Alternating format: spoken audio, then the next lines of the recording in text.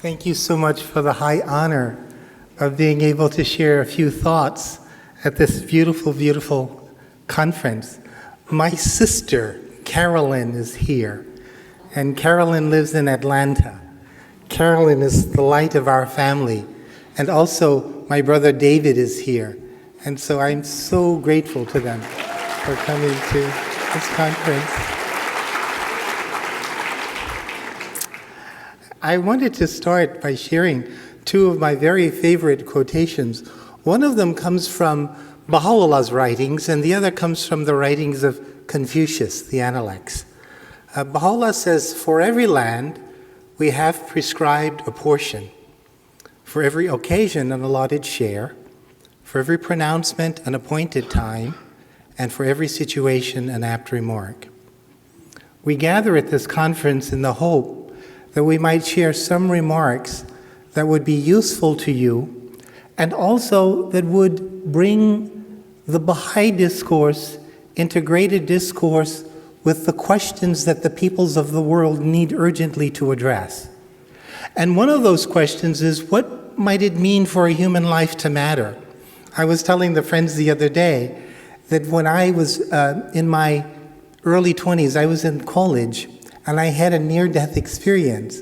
And my near-death experience was not the kind of experience that you read about, where people are entering realms of light and being received in the most glorious and beautiful way. In my near-death experience, I had a horrible recognition that I was really wasting my life, that my life was not worthy of respect and admiration. And I said, when I was going through that experience, I said, I'm not ready. I'm not ready. Give me another chance. That's what literally my spirit was saying. I'm not ready. I'm not ready. Give me another chance. And every time I said that, I moved further into the experience. There were these tunnels, and these tunnels were dark. And they were tunnels of people who had lived their lives in a way that was not pleasing to anything worthy, anything noble. They were not pleasing to God. And I was among them. And I said, oh no, I'm not ready. Give me another chance. It was the first real conscious act of will that I performed. I said, no, I'm not ready. And when I said, no, I'm not ready, I was back. And then I said, oh my God, I have to really find out something about this life. I have to really make sure that I don't squander it. And so I was living in a synagogue. I was the janitor in a synagogue.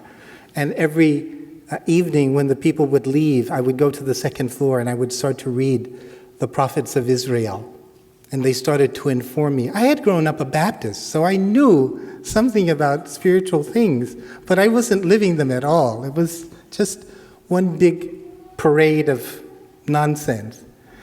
And so I was reading these prophets, and they really started to open up my eyes. And I said, I want to learn more about this. So I went to the church where Martin Luther King Jr. rendered his first sermon after his ordination. It's in Cambridge, Massachusetts. And the minister said, oh, my desire is to be of service to you. And the way he said it, it just sounded so true. So I got baptized. I became a devoted Christian. And then I started to study more intensely the world's religions. I started to study the writings of Buddha and the writings of Muhammad and the writings of all these holy souls. And I started to think, they have much to say that I should listen to. And then I went to the University of Pennsylvania, where I started to study psychology, history, and religion. And I started to think, I think I want to become a psychologist. This is what I read from Confucius that I really love. Confucius wrote, he said, the ancients who wished to illustrate illustrious virtue throughout the empire first ordered well their own states. Wishing to order well their states, they first regulated their families. Wishing to regulate their families, they first cultivated their persons. Wishing to cultivate their persons, they first rectified their hearts. Wishing to rectify their hearts, they first sought to be sincere in their thoughts. Wishing to be sincere in their thoughts, they first extended to the utmost their knowledge. Such extension of knowledge lay in the investigation of things. And so for the last year or so, I have been investigating the question, what might it mean for a human life to matter? And how might one come to believe, how might one come to think that their lives matter? And so that's the research project that I'd like to share with you. I should note that this research project is still in its infancy.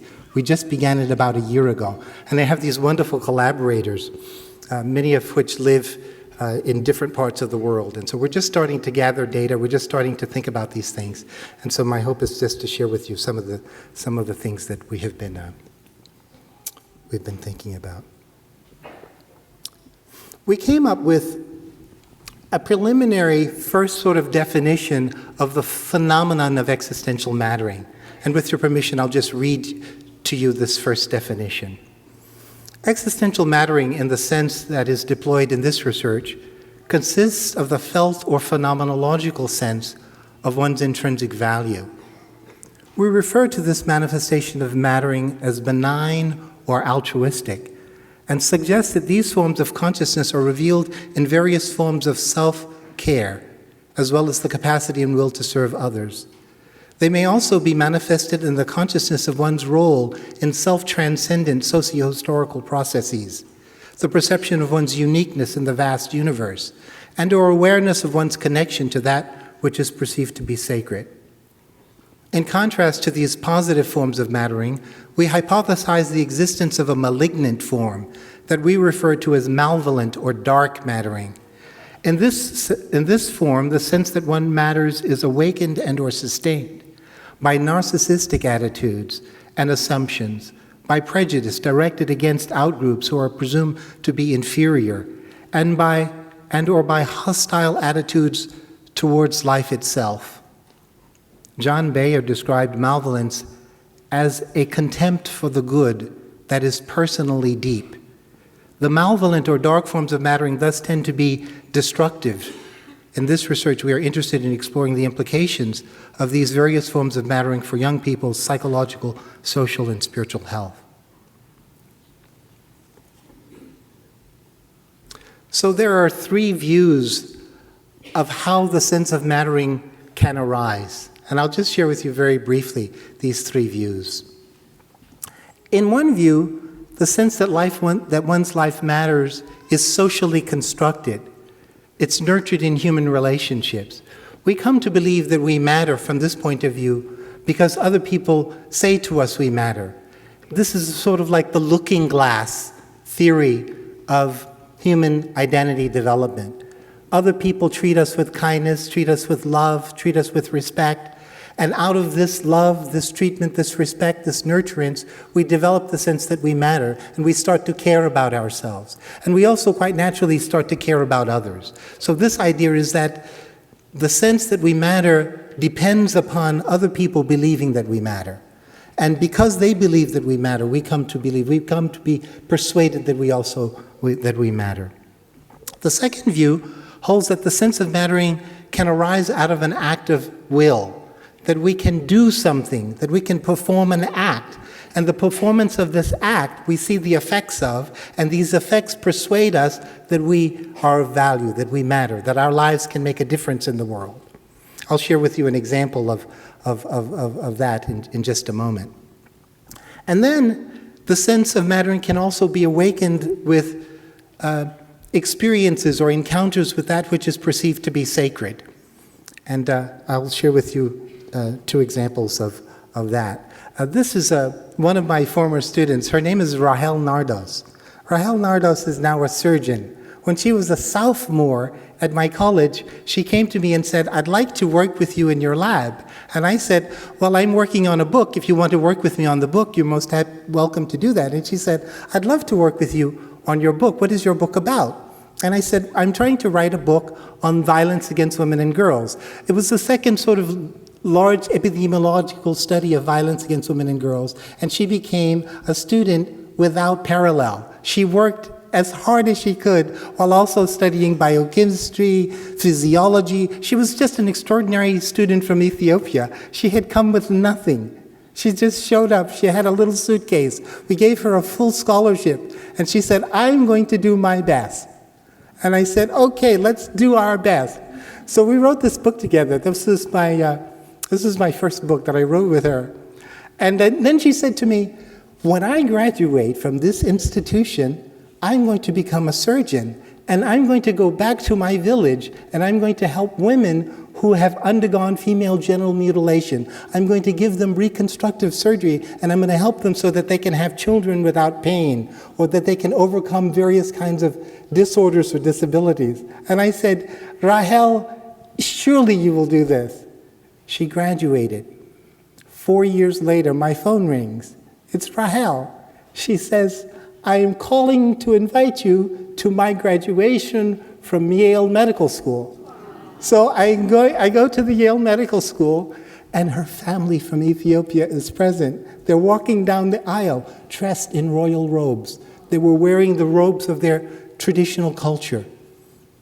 As she walked down, the physicians, the dignitaries, they were all struck by the beauty of this family.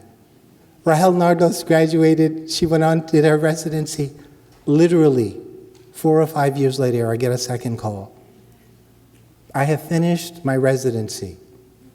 I have gathered the surgical team that I told you I would gather and take back to my village. I am leaving tomorrow morning. That's what she said. I'm leaving tomorrow. I couldn't believe it. I couldn't believe it. I said to my president at my college, this is a great soul. We got to give her a doctoral degree, an honorary doctoral degree. They said, we must give her an honorary doctoral degree. She travels around the world now, performing these surgeries. She takes in her suitcases, and she takes collaborators. So that's Rahel Nardos.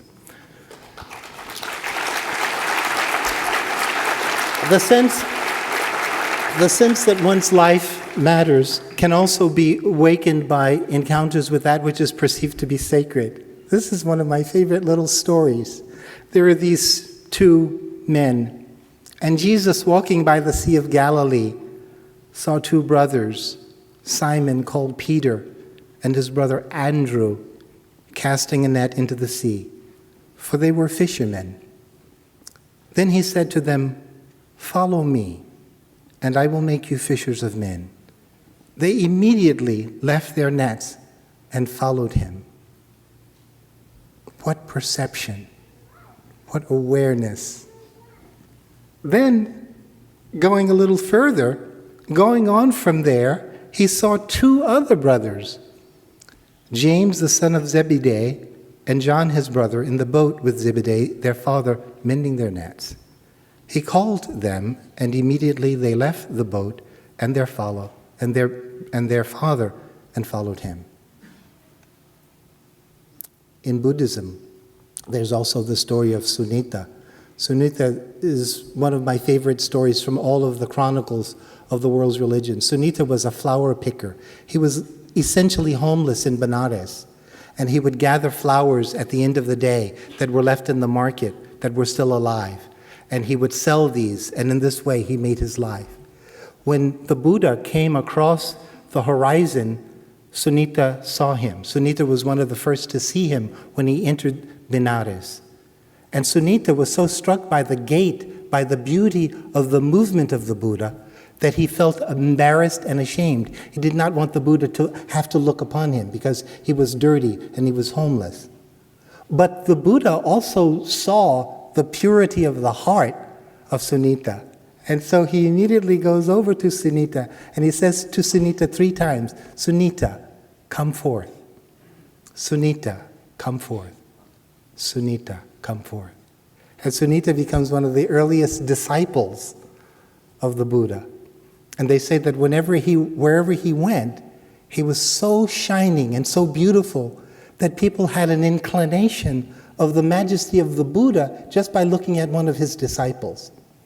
And so this encounter with the sacred can awaken in us a consciousness that we could, if we consecrated ourselves to that which matters, we could make something of our lives. And of course, we know the stories of these great souls. So, in our conceptualization, there are 4 kinds of existential mattering. 2 forms are positive and 2 forms are negative.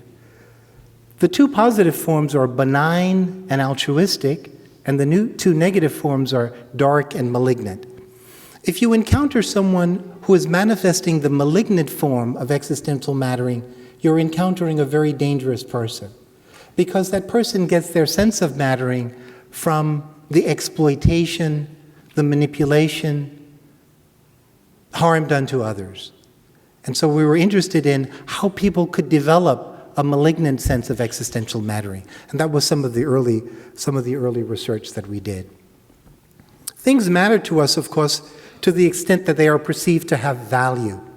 And so I wanted to just say a word about what might be meant by having value. We wanted to say a word about the nature of value. This is a picture of our granddaughter. Her name is Maya. And a few years ago, we conducted in our laboratory a little study involving young children around Maya's age. We would invite them into the laboratory, and we would bring into the laboratory a tulip and a baby rabbit. And we would say to the children, we have a dilemma, we have a problem. We have 1 glass of water, and if we share this water between the tulip and the rabbit, both the tulip and the rabbit will die. So we have to choose who's going to get the water and why. And so we would ask the children to help us to resolve this dilemma. The children would always say, whatever country, whatever nation they came from, whatever culture they came from, they would always say, we should give the water to the rabbit. But they were not sure about why we should do this, but they were sure that we should act in this way. Then we would bring into the room a rabbit and a baby child, and we would say, children, we have a problem. We only have enough water for one of these creatures to survive until tomorrow. Who should we give the water to and why? And they would always say, we should give the water to the child. And they were sure of this, but they weren't sure about why. Then we would bring into the room a black baby and a white baby, or a male baby and a female baby.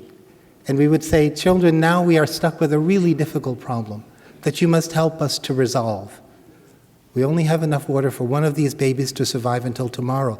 And children's imaginations are very powerful. So if you tell them that story, they believe you. And so these children, they were in a real quandary. And they would start to really fidget. And ultimately they would say, we don't know how to decide. What we wanted to detect in that research was whether or not children could perceive intrinsic value. If children could perceive that things don't have the same value, but we also wanted to know whether or not children could perceive that everything has some value. So how did we test that? We would just reach over and grab the head of the tulip, and we would crumble the head of the tulip, and then they would want to know why we had done that. And we would say, because we felt like it. And they would not accept that as an answer.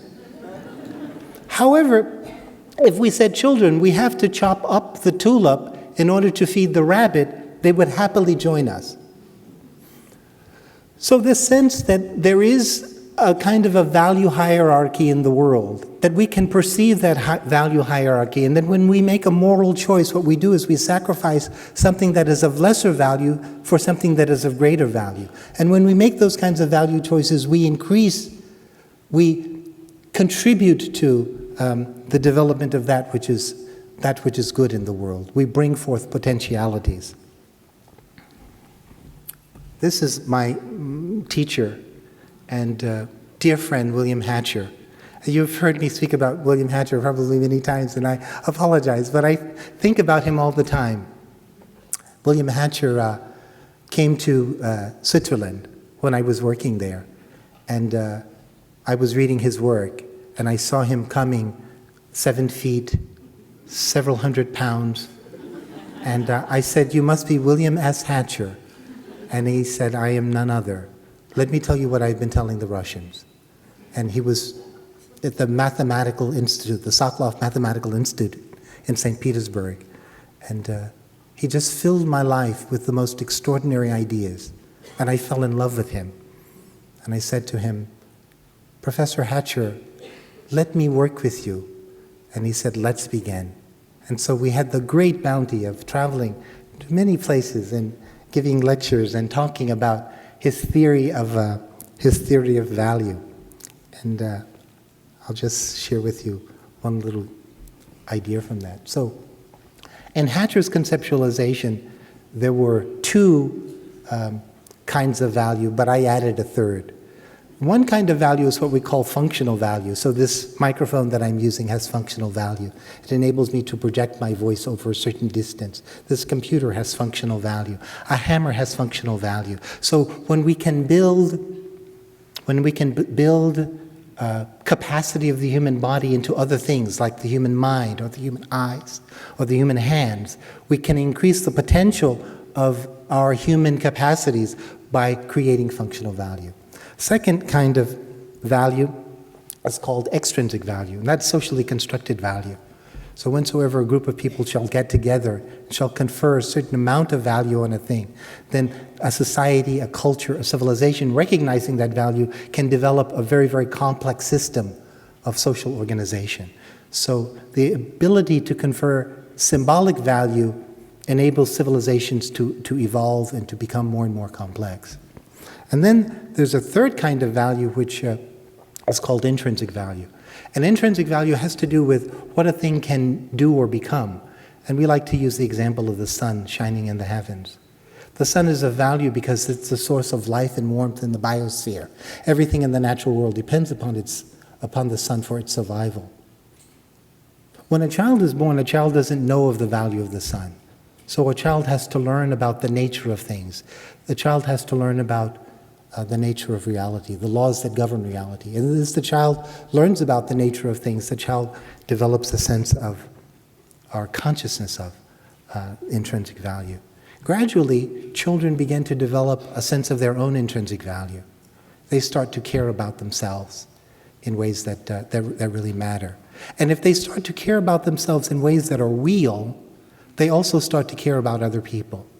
We've done lots of studies that show that children have a natural inclination to care about other people, unless that natural inclination is destroyed in them. What happens when we are deprived of the sense that we have value and that we therefore matter? That's a question that we began to ask. At Charlottesville, I filmed alongside many young people who seemed to be embracing the cause, like this young man. My face is my livelihood. Thank you so much for coming. You will not replace us! After I met him, footage of him at Charlottesville went viral. When you are done with the storm, move back. When you are done with the storm, move back. When you are done with the storm, move back. And he was identified publicly by opponents of the far right. His name is Peter Teft. He lives in a working-class district of Fargo, North Dakota, and works as a carpenter. He tells me he's not a racist and says he's a white civil rights activist. I ask him about his childhood. I was largely I felt like a ghost at the school.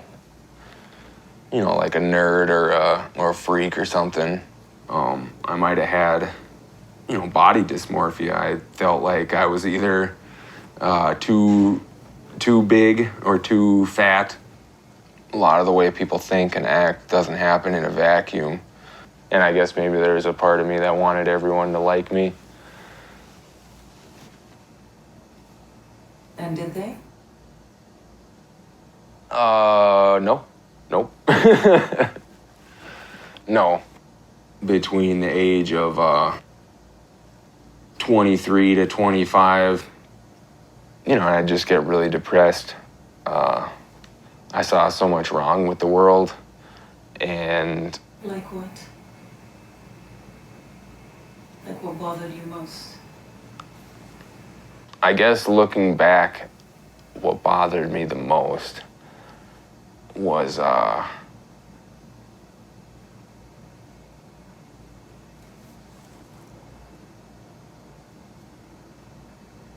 don't know, I guess myself.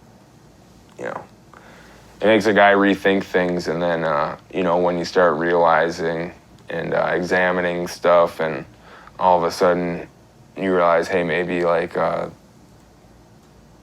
these Christians or these right-wingers, or at least people that have some semblance of trying to be good, greater. I do feel, you know, a certain duty to act heroically.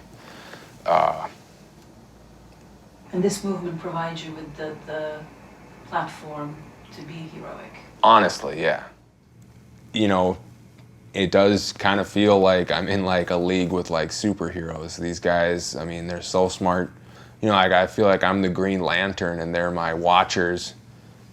You know, there's guys at church that, you know, pat me on the back and say, way to be a warrior for Christ.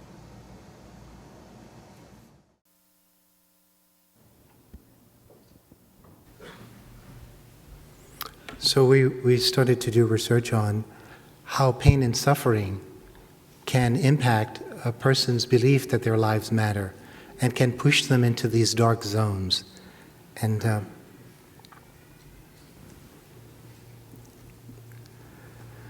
so we had a very simple conceptualization of suffering. We were thinking that suffering exists whenever there's an incongruence between a desired state and a present condition.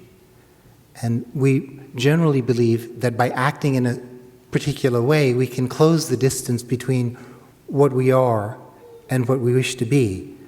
But then when our actions don't seem to result in any change, in any development, in any improvement, then we start to get the sense that this is all nonsense. This doesn't make any sense. This is all useless. This is a waste of time. I'm suffering for no good reason. And this begins to push people into these dark or malignant forms. We started to ask young people questions about their pain and suffering.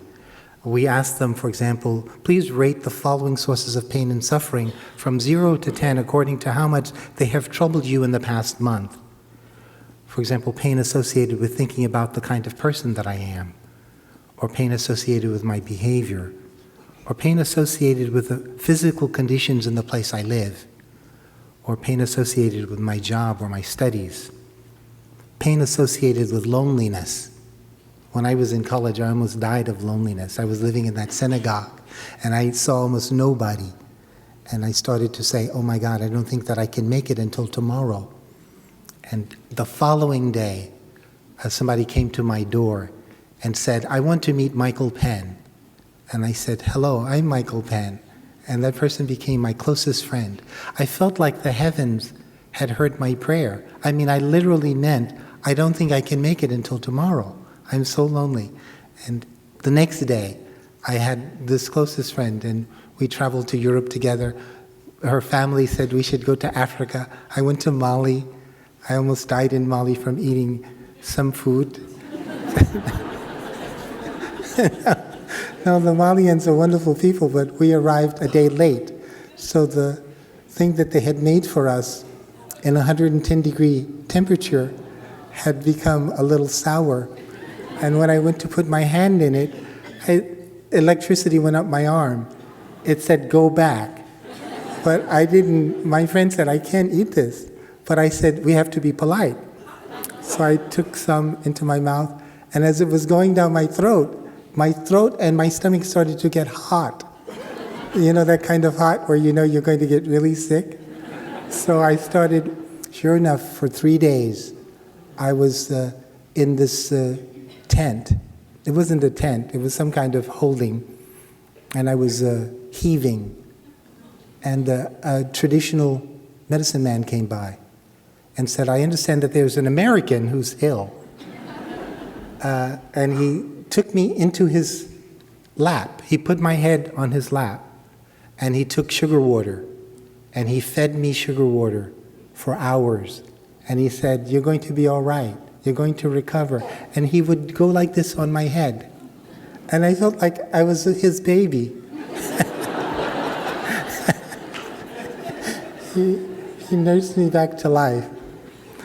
But so we use these kinds of questions to open up conversations with young people about their pain, about their suffering.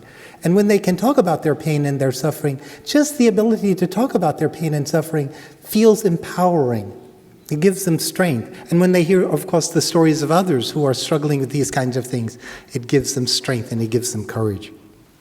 So we think of our research as a kind of a way to give voice to these things that are really, really difficult. I became interested in this work when I was at the University of Pennsylvania. I spent some time studying in the laboratories of Martin Seligman. Many of you are familiar with his work. Martin Seligman, this is a picture of him. Martin Seligman was an experimental psychopathologist. And what he would do is he would create in the laboratory conditions that mimic the development of diseases and disorders in human beings, initially by using animals. And so he would use dogs and rats and cats and those kinds of things. And what he would do in these experiments is he would render an animal helpless to do anything about a painful situation. So imagine that there are 3 rooms, room A, room B, and room C. Rooms A and B are connected to one another. We say that they are yoked. The animals in conditions A and B experience exactly the same amount of obnoxious or painful experience for exactly the same amount of time. The difference between the animal in condition A and B is that the condition A animal has the ability to control the noxious experience. So, for example, the ground upon which the animal stands becomes electrified. The electricity is very, very uncomfortable, but it's not life-threatening. And so when a light flashes, in a few minutes, the ground is going to become electrified, and the animals quite naturally start to run around the space to either try to escape or to turn off the electricity. When the animal in condition A turns off the electricity goes off of the animal in condition B as well. So they experience exactly the same amount of shock for exactly the same amount of time. What was really brilliant about this research is that it showed that the deficits that develop in the animal in condition B have nothing to do with the shock itself. It has to do with the ability to control the shock. It has to do with the ability to do something about the shock. And when animals don't have the ability to do something about something that's painful or difficult or something that they are suffering from, then they begin to develop a certain set of deficits that we were quite interested in. They would develop, for example, cognitive problems or cognitive deficits. They had difficulty learning new things. They developed emotional problems. These dogs would cry and whine. Whenever we would go to get them, they would be whimpering in their cages. They would slide along. They would have motivational deficits, the tendency to be passive in the face of challenges, a kind of a paralysis of will. They would also have a kind of an existential crisis. When we moved this work to human beings, we discovered that human beings develop not only these deficits, but they also develop the sense that life doesn't make any sense. And so we began to extend this work outside of the laboratory into other kinds of human problems. We started to study this problem, for example, in women who were being battered. And we started to see a lot of these problems developing. Because I'm running out of time, I'm going to just skip over some of these slides, if it's all right, and go to a few other things. One of the things that we always try to emphasize in our work, so you're imagining that our work with young people is really like a conversation. We're interested in the research as a form of dialogue, as a form of discourse. And so one of the things that we talk about is we talk about the relationship between stress and development. And we sometimes use this very simple model. We suggest that stress is necessary for development, but that it can also make us angry or anxious or hopeless or ill. And I sometimes use this example. Imagine that this is me, and that X represents everything that I'm capable of at this present moment. In order for me to develop, I have to experience something that's outside of X, and we call that Y. Lev Vygotsky called this the zone of proximal development.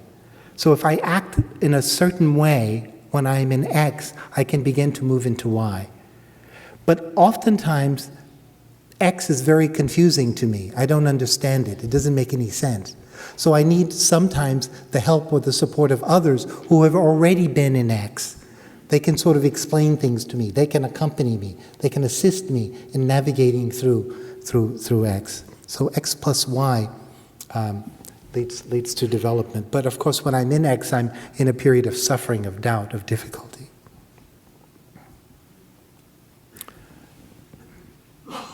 So we know that stress sometimes is used to describe a stressful situation, and sometimes stress is used to describe our response to a situation.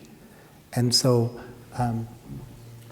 this is a kind of a model that we developed that explores the relationship between stress and development. And one of the things that this model suggests is that if we can make meaning, if we can make sense out of our stressful situation, it gives us the ability to persist, to move on, to press forward. I apologize to you, but I have to go a little bit faster, and I hope that I'm not troubling you with any kind of confusion. I'll just share with you a little bit about some of our most recent research. In our most recent research, we started to ask a series of questions about mattering. For example, do you think that your life matters? We recognize that this is a broad question, so feel free to decide how to interpret this question. How much do you matter? So we just started asking questions about mattering to young people. And we were wondering how people understand what it might mean to matter. Please share with us your view on this question. List some of the factors that make you feel like you matter. And we were starting to get very, very broad kinds of responses, and we used those responses to probe even further, to probe even deeper into this question. And so I'll just share with you some of our very early results. So these are early results without, these are early results without the details, because we don't have time to go into the details. So these were some of the areas that young people identified as giving them the sense that they matter. So for example, when they had a sense of purpose, or they had a sense for hope for the future, or some kind of goal that they were going after, if they felt like they had talents or traits or abilities or strengths that could be cultivated, some of the young people said that humanity as a species matters. Or they would say that they had a kind of an inner existential sense that they mattered, but they couldn't explain why they had that sense, how that sense developed, how that sense appeared in them. Sometimes they would speak about the grand scheme of history. They would say that as I look across the movement of history itself seems to suggest to me that I might matter. And then some would say that just existence itself, life itself seems to matter. And maybe in the future we will come to understand more about why it is that life itself matters. We identified three supportive factors and 3 corrosive factors in the development of the sense that one matters. And you can see those. Opportunities to serve, a sense of belonging, and transcendent beliefs tended to contribute a great deal. And the corrosive side, exposure to racism or discrimination, exposure to community violence, or family traumas, tended to destroy the sense that one's life matters.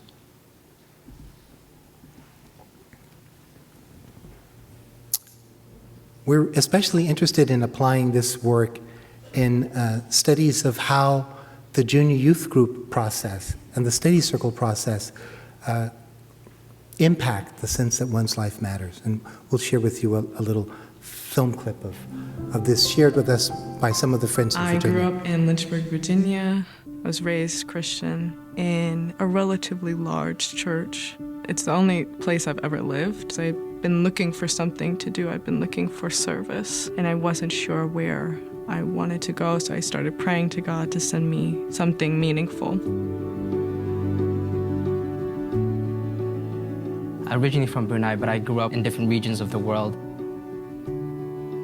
For the later part of my junior youth years, even though I tried to connect with God through prayers, I still felt like I was searching for more. Because a lot of what I read for myself and also what I was being taught didn't reflect what the world really was.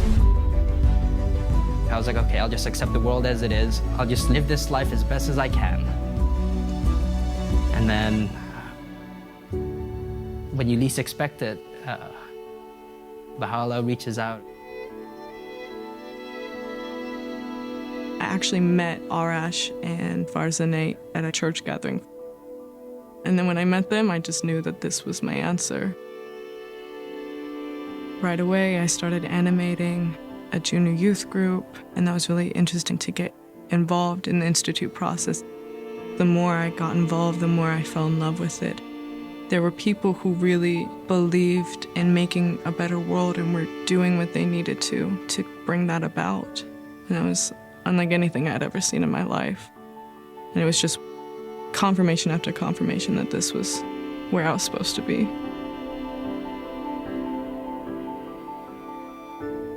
I remember when I first connected with the Baha'i community was in the middle of a club fair on campus.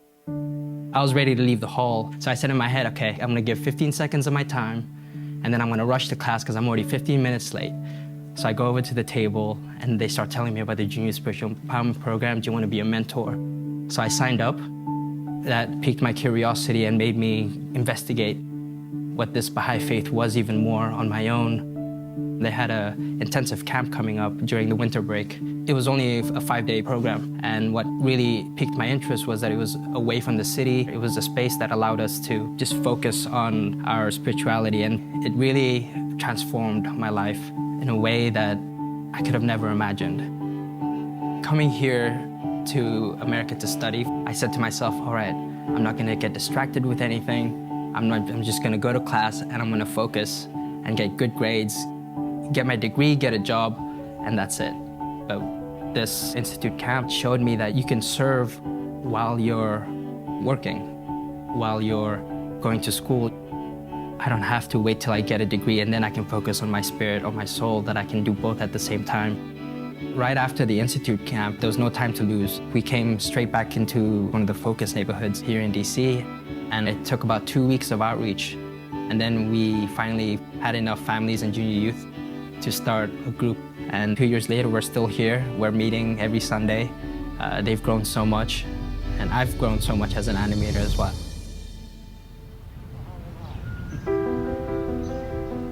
The Institute process is an empowering process. It helps people reconnect to the essence of their identity. When we're engaging people in our neighborhood, to me, it's about the ability of the creative word and participatory practices, which says to African Americans, your voice counts.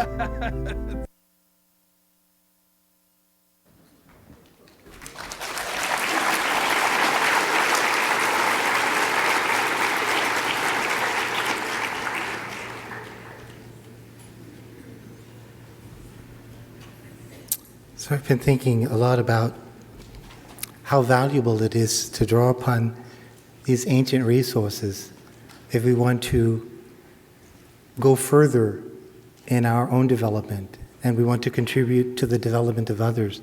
I think a lot about my own ancestors. These are my beautiful, beautiful ancestors. This is my aunt. She's to the right there. And my aunt had 21 children. These people are just hours from slavery. If you go to the left, these are the remnants of slaves within very short periods. So we were very, very close to slavery. And in a short time, they were able to do amazing things. So this one who had 21 children taught them all how to make wonderful music. So they were all musicians of extraordinary capacity. In fact, there is a Life magazine about this family. All of them could play. You could go into their house and they could pick up any instrument and they could play it. And they sang with such melody that when she died, her name is Ruth, everybody wanted to go to her funeral because they wanted to hear these beautiful children sing. And they drew upon very, very ancient sources. They were always gathering and singing together. Precious Lord, take my hand, lead me on, help me stand, I am tired, I am weak, I am worn, oh Lord, through the dark, through the night, lead me on to the light, precious Lord, take my hand, lead me on. And they would also move when my way, grow with me. It's so beautiful. I mean, I'm telling you, those things saved the lives of the slaves. They did not have much, but they had one another, and they were drawing upon rivers of bounty. I love this quotation from Lao Tzu. Something there is without form and complete, born before heaven and earth, solitary and vast, standing alone without change, everywhere pervading all things, mothering all beneath heaven. I don't know its name. I style it Tao, and for want of a name, call it great.